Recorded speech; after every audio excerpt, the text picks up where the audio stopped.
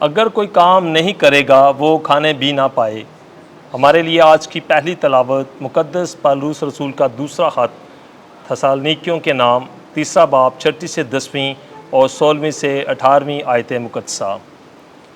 اور اے بھائیو، ہم اپنے خداوند یسوع کے نام سے تمہیں حکم دیتے ہیں، تم ہر اس بائی سے کنارہ کرو جو باقاعدہ نہیں چلتا اور اس روایت پر عمل نہیں کرتا جو ہماری طرف سے اسے پہنچی، کیونکہ تم آپ جانتے ہو کہ ہمارے نمونے پر کیوں کر چلنا چاہیے، اس لیے کہ ہم تمہارے درمیان باقاعدہ نہ چلتے تھے اور کسی کی روٹی مفت میں نہ کھاتے تھے، بلکہ محنت اور مشقت کے ساتھ دن رات کام کرتے تھے تاکہ تم میں سے کسی پر بوجھ نہ ڈالیں، اس واسطے نہیں کہ ہم کو اختیار نہ تھا، مگر اس لیے کہ ہم اپنے آپ کو تمہارے لیے نمونہ ٹھہرائیں جس پر تم چل سکو۔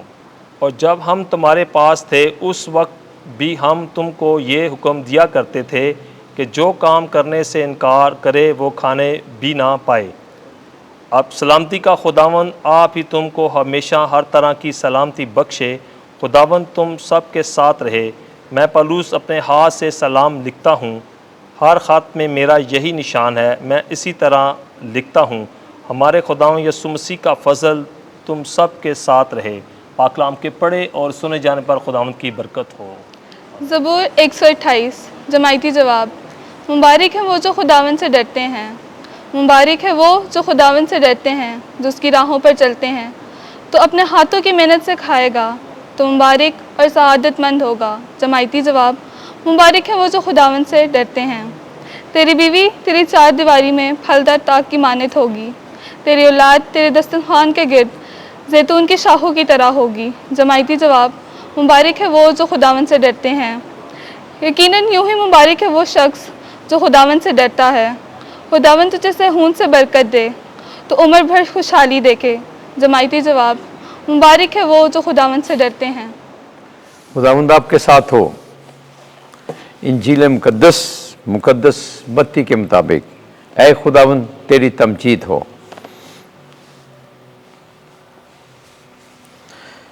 23واں باب 27 سے 32 آیت۔